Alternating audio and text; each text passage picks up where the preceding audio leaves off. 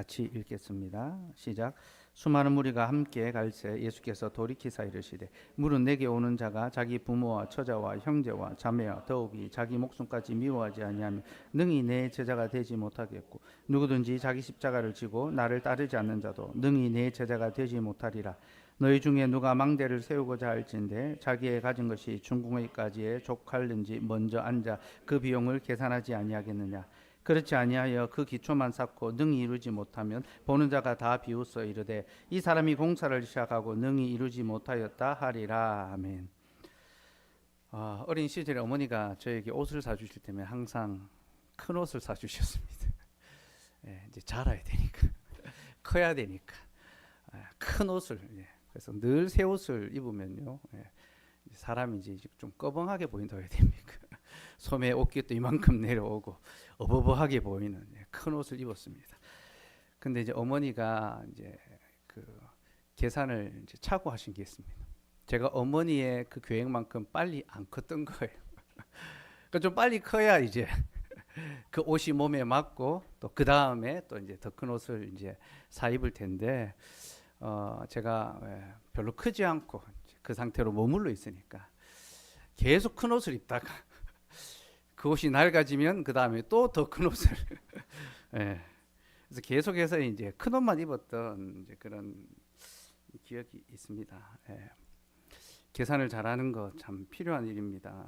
우리의 가진 능력과 재능을 잘 계산해서 어떤 일을 벌여야 하고 그렇지 않으면 기초만 쌓고 능히 이루지 못함으로 사람들의 비웃음거리가 될 수도 있습니다. 그래서 우리는 계산을 잘할 필요가 있습니다.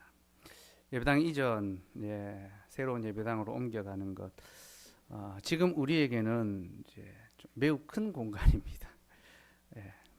본당이 250석, 300석 가까이 되는데 지금은 이렇게 좁은 공간에서 복작복작하게 이제 친교가 친밀함이 일어날 수밖에 없는 숨을 데가 없는 그런 공간이어서 서로 얼굴 보고 이야기하고 또 부대낄 수밖에 없는 그런 공간인데 예배당 이전에서 가면은 휑하게 운동장 같은 데서 적은 무리가 모여서 예배하는 것은 아닐까 문득문득 이제 그런 생각이 들더라고요. 들면서 어린 시절에 엄마가 큰 옷을 사 입혔던 보기만 좋은 이제 그런 것은 아닐까 이제 그런 생각이 듭니다. 그래서 계산을 잘 해서 또 일을 실행하고 또 준비해야 되는 그런 책임이 있고요.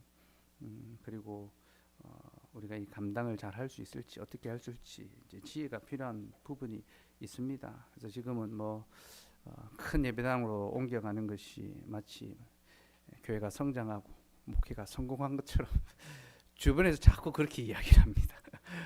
보는 분들마다 보는 사람들마다 너무 축하한다고 그러면서 개척 7년 만에 또 근래에는 개척이 더 어려우니까 이제 이렇게 예배당을 옮겨가는 건 정말 신화 같은 이야기라면서 막 그렇게 지켜 세우더라고요.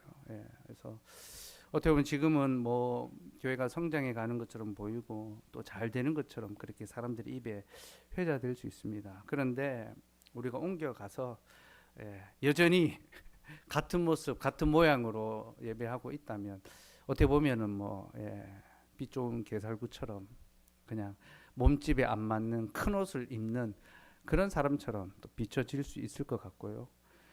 우리가 감당해 가야 될 또 책임이 있는데 또 그걸 못하게 된다면 또 어떤 어려움이 있을지 모르죠.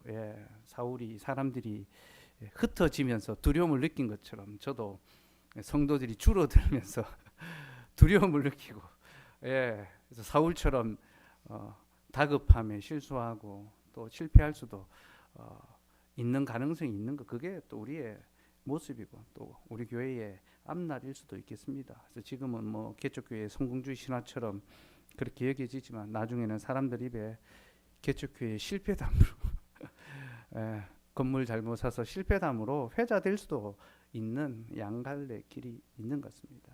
그래서 우리는 계산을 잘하고 우리가 감당할 수 있을지 없을지를 잘 살펴서 일을 실행해야 됩니다. 그런데 여기서 우리가 해야 될 계산은요, 우리가 가지고 있는 물질적 능력이나 어떤 자금을 조달할 방법이나 또 어떻게 거기서 뭐 이제 목회적 것들을 해갈 수 있을까, 사람을 늘려갈 수 있을까, 이걸 고민하는 그런 계산이 아닙니다. 우리가 해야 될 계산은요, 주님을 향한 우리의 사랑의 크기를 계산해야 합니다. 우리가 주님을 얼마나 사랑하는지 그것을 계산해야 합니다. 본문 25절에서 27절 말씀 같이 읽읍시다. 시작. 수많은 무리가 함께 갈새 예수께서 돌이키사 이르시되 물은 내게 오는 자가 자기 부모와 처자와 형제와 자매와 더욱이 자기 목숨까지 미워하지 않으면 능히 내 제자가 되지 못하고 누구든지 자기 십자가를 지고 나를 따르지 않는 자도 능히 내 제자가 되지 못하리라. 주님은 많은 사람들, 수많은 무리가 자기를 애워싸고 자기를 따를 때 일부러 그들을 돌아보시면서 분위기를 환기시키는 거죠. 그들을 돌아보시면서 이렇게 말씀하셨습니다. 물은 내게 오는 자가 자기 부모와 처자와 형제와 자매와 더욱이 자기 목숨까지 미워하지 아니하면 능히 내 제자가 되지 못하고 누구든지 자기 십자가를 지고 나를 따르지 않는 자도 능히 내 제자가 되지 못하리라. 그러니 너희는 계산을 잘하고 따라올 수 있을지 없을지 확인하고 나를 따라오라. 그렇게 말씀하셨습니다. 주님의 제자가 되는 길, 주님을 따라가는 길이 무엇입니까? 자기 부모와 처자와 형제와 자매와 자기 목숨까지 미워하는 것, 이것이 주님의 제자가 되는 길이고 자기 십자가를 지는 것, 이것이 제자가 되는 길입니다. 여러분 그렇게 할 수 있는지 살펴보셔야 됩니다. 여기서 미워하지 아니하면 자기 부모와 처자와 형제 자매를 자기 목숨까지 미워하지 아니하면 할 때 이 미워하지 아니한다라는 것은 두 가지 의미가 있습니다. 첫째는 비교급입니다. 그래서 감정적으로 미워하라는 것이 아니라 덜 사랑하지 아니하며, 그러니까 자기의 부모와 처자와 형제와 목숨까지 주님보다 덜 사랑하지 아니하면 주님을 따를 수 없다는 거죠. 그러니까 주님을 가장 최고의 사랑의 자리에 올려드리고 자기 목숨보다도 더욱 주님을 사랑해야지만 주님을 따를 수 있다. 그 제자가 될 수 있다. 그렇게 가르쳤습니다. 그래서 미워하지 아니함은 비교급으로서 주님을 더 사랑해야 된다.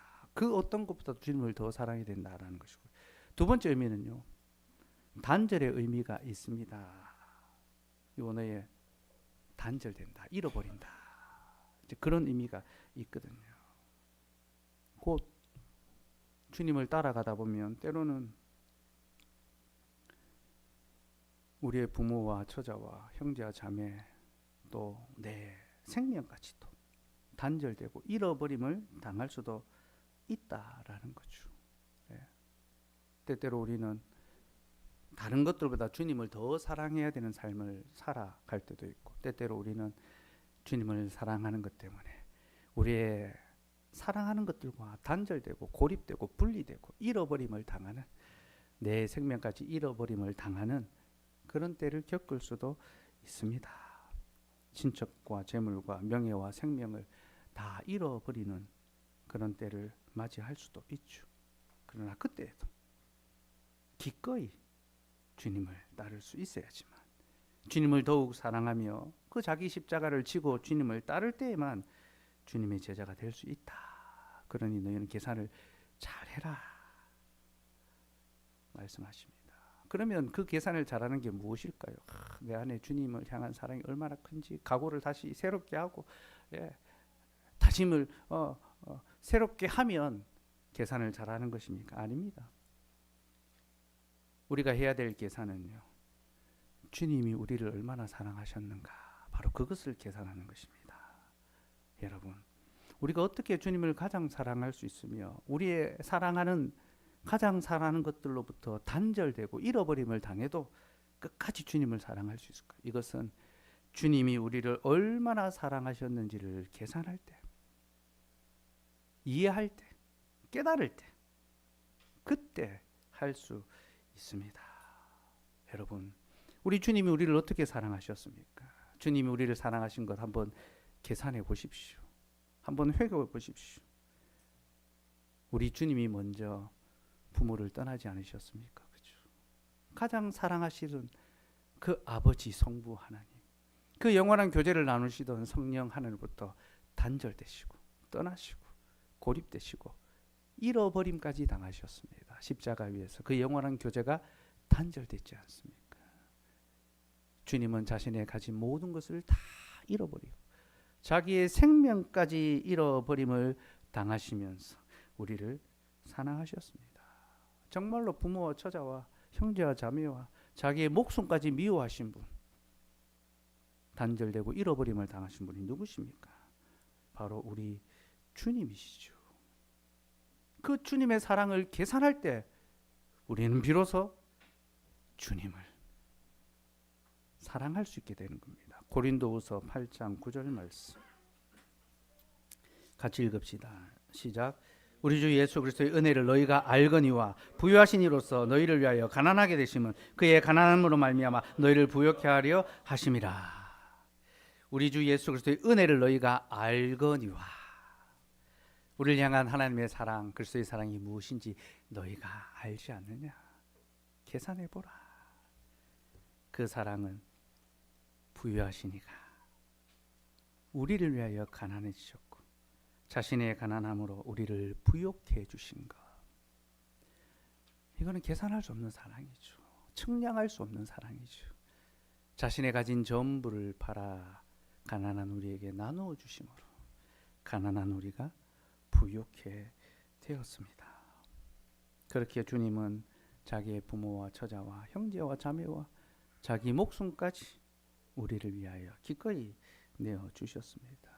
그러니 그 사랑을 아는 자, 계산하여 깨닫는 자, 깊이 묵상하고 마음에 새기는 자는 그도 주님을 그렇게 사랑할 수밖에 없는 거죠. 부모와 처자와 형제와 자매와 자기의 생명까지도 잃어버림을 당해도 나는 주님을 따르겠나이다.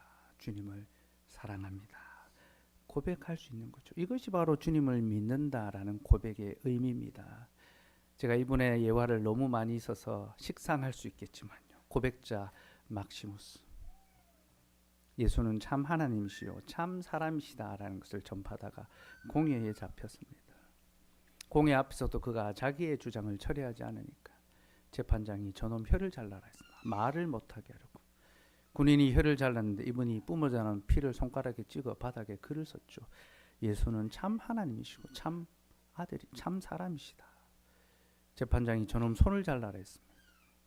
양손이 잘리고 귀양을 가다가 순교하셨습니다. 교회는 그를 기념하여 고백자, 그는 참으로 고백자였다.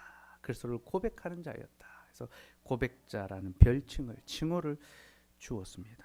여러분, 막시무스가 어떻게 주님을 위하여 자신의 혀와 손과 생명까지 내어줄 수 있었을까요? 그가 알았기 때문이죠. 무엇을 알았습니까?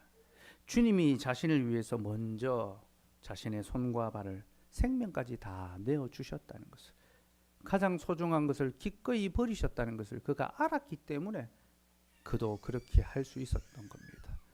또한 그가 믿었기 때문입니다. 무엇을 믿었습니까?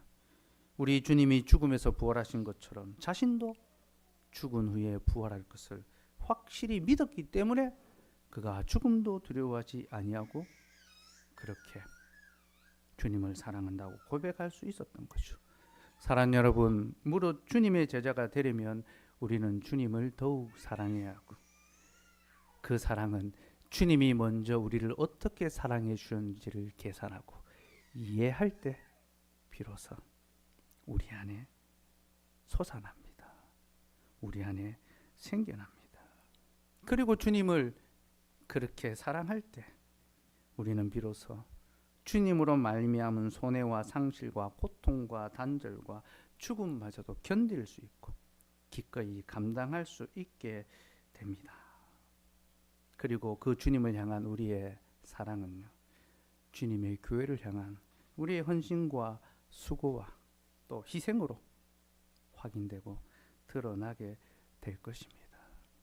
그러니 계산을 잘 하시고 믿음 생활, 교회 생활, 또 교회의 일에 여러분 참여할 수 있기를 바랍니다.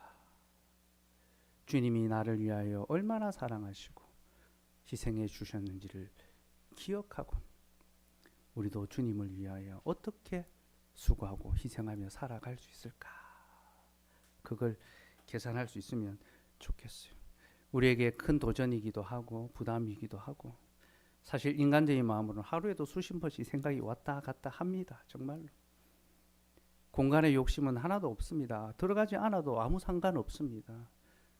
그러나 장래의 우리 교회의 더 아름다운 성장과 자람을 소망하면서 하나님께서 우리에게 특별하고 좋은 기회를 주셨다라는 마음이 들어서 우리가 함께 기도하고 결정하고 실행하는 중에 있습니다. 그 가운데 때때로 그것이 우리에게 부담으로 다가오기도 하고 또 어려움으로 여겨지기도 합니다.